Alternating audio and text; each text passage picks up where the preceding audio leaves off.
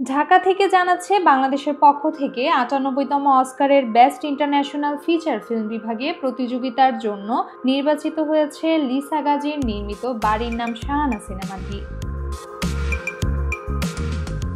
Bangladesh federation of film সোসাইটিজের তত্ত্বাবধানে গঠিত Oscar Bangladesh committee গত ২৪ ও ২৫ সেপ্টেম্বর জমা পড়া ৫টি সিনেমার স্ক্রিনিং ও যাচাই বাছাই শেষে এই ছবিটিকে চূড়ান্ত করেছে।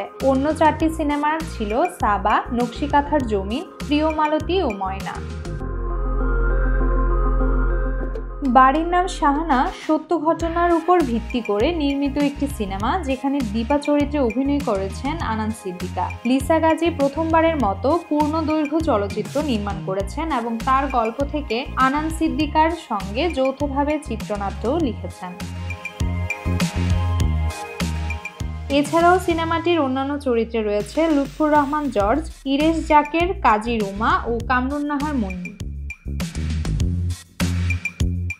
এবার এই সিনেমা বিশ্বের বৃহত্তম চলচ্চিত্র পুরস্কার অস্কারে বাংলাদেশের প্রতিনিধিত্ব করবে। ফেডারেশন অফ ফিল্ম সোসাইটিজের সভাপতি মোহাম্মদ জহিরুল ইসলাম ও অন্যান্য কমিটির সদস্যরা এই সিদ্ধান্তের তথ্য প্রকাশ করেছেন।